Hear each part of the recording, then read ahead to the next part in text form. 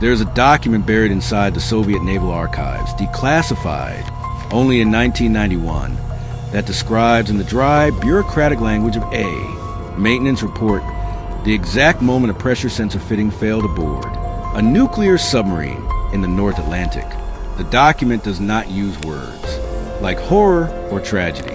It uses phrases like coolant loss event and personnel radiation exposure fatal. 8 names follow. 8 men who went into a compartment flooded with invisible death and never came back the same. The document calls what they did a corrective procedure. I call it something else entirely. But before we get to those 8 men, we need to talk about the boat, because that's where the story really starts, not in the freezing Atlantic.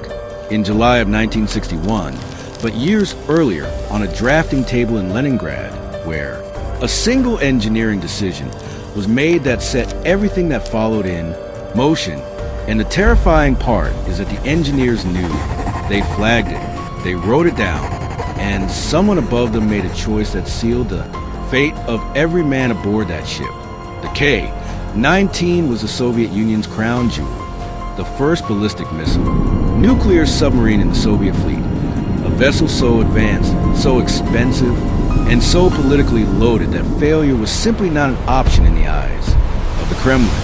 She was launched in 1959 under a cloud of bad omens that, in retrospect, feel less like superstition and more like prophecy.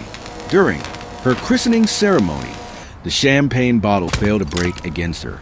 Ho! A sailor's curse so universally feared that the entire dockyard went quiet. Before she even left port, a worker felt his death during construction. A fire broke out in the torpedo compartment. 10 men died in accidents before she ever touched open water. The crew had already given her a nickname, Hiroshima. But none of that stopped her from being rushed through trials and deployed, because in 1961, the Soviet Union was locked in an arms race it believed it was losing, and the K-19 represented something more than a weapon. She represented a message to the West that the USSR could put nuclear missiles anywhere on the planet, including beneath the Atlantic, invisible, silent, and ready. What the Kremlin didn't advertise was what the engineers had discovered during her sea trials. The K-19 ran on 2 nuclear reactors, VMA, pressurized water reactors, and like any nuclear system, they depended entirely on a continuous flow of coolant to keep the core from overheating.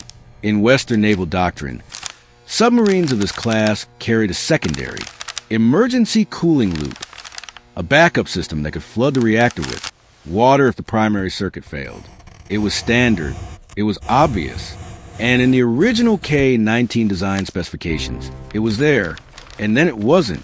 Somewhere between the drawing board and the deadline, the emergency cooling system was removed, not because it was deemed unnecessary, not because of a technical conflict. It was cut to save time. The Soviet Navy needed the K-19 operational, and the emergency loop would have added months to the build schedule. So the decision was made, and it was not made by an engineer. It was made by a committee, by men in offices who had never stood inside a reactor compartment. The engineers signed off under pressure, and the K-19 went to sea with a reactor system that had exactly one way to cool itself and 0 backup if that way failed. That's the bowl, not a metaphor, not a figure of speech. 1 pressure sensor, fitting in the primary coolant pipe, a component about the size of your fist, installed to spec, tested to minimum standard, and certified as acceptable.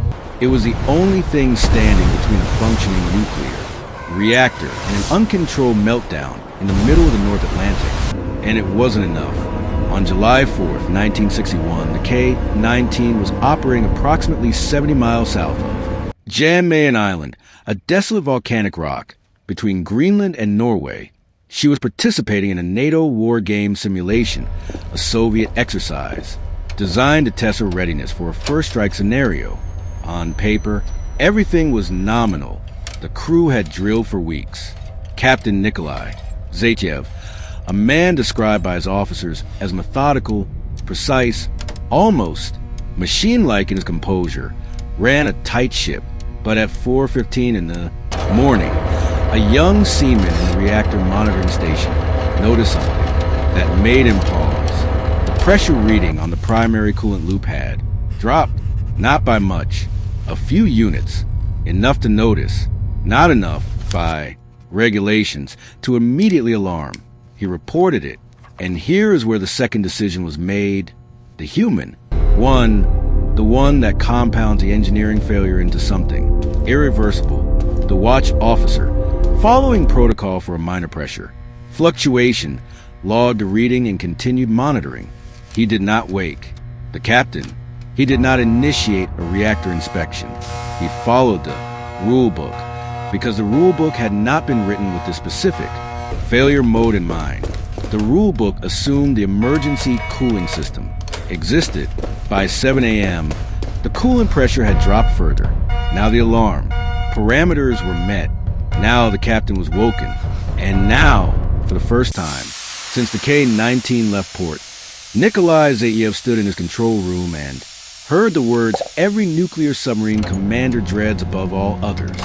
Reactor temperature is rising, and we cannot stop it. The fitting had cracked, not shattered, cracked, a hairline fracture in. The sensor connection, likely the result of metal fatigue from pressure, cycling during sea trials, had been slowly weeping coolant for hours. By the time it was identified, the primary loop had lost too much pressure to sustain circulation. The reactor core, designed to operate at temperatures that would incinerate anything biological on contact, had begun its climb toward the point where the fuel rods themselves would begin to fail. Without the emergency cooling loop, the one that had been removed from the blueprints years ago in a committee room in Leningrad, there was no engineered solution. The manual backup to K-19 carried was a stopgap, a low-pressure freshwater injection system designed for minor anomalies. It was completely insufficient for what was now unfolding. The core temperature was heading toward levels where the reactor casing itself would begin to degrade, releasing radioactive steam throughout the submarine. And then, if it went further, a criticality event, an uncontrolled chain reaction inside a submarine in NATO waters. Let me be precise about what that would have meant. In 1961, at the height of the Cold War, a Soviet nuclear submarine suffering a reactor explosion in the North Atlantic would have been indistinguishable from a deliberate act of war. The explosion would have been detected. The wreckage would have been found. And in a world where both superpowers had their fingers hovering over launch controls, the scenario plays out in a direction that none of us want to finish.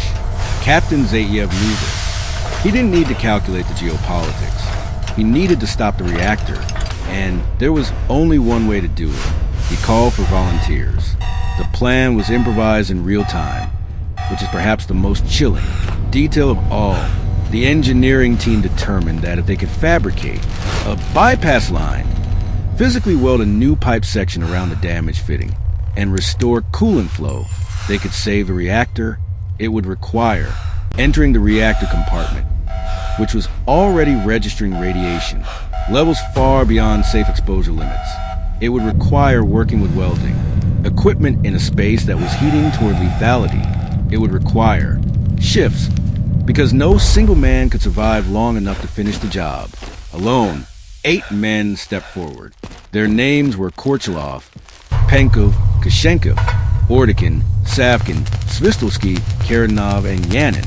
Their average age was 23.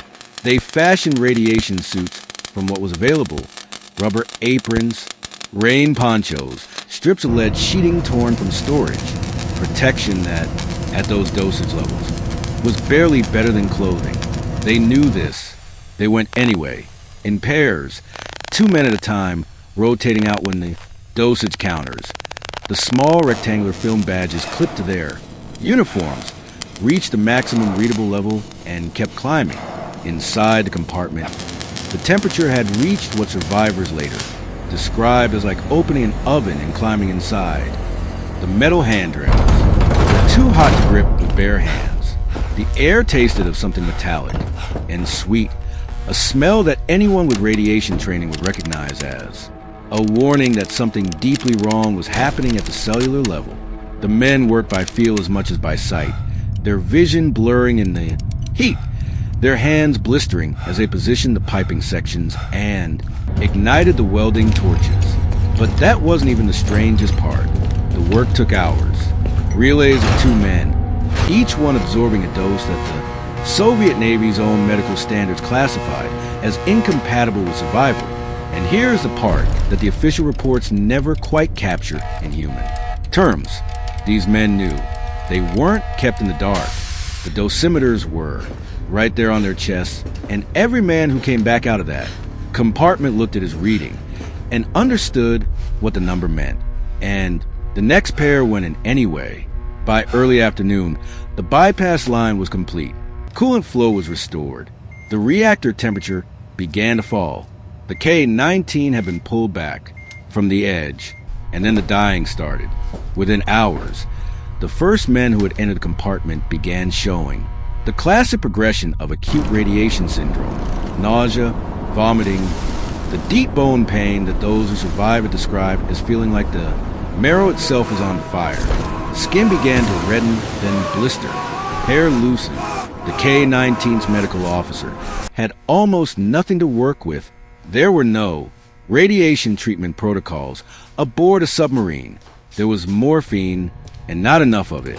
The K-19 rendezvoused with a Soviet diesel submarine that transferred some medical supplies and took off the most severely exposed men. It wasn't enough. Within 3 days, the first of the 8 volunteers was dead.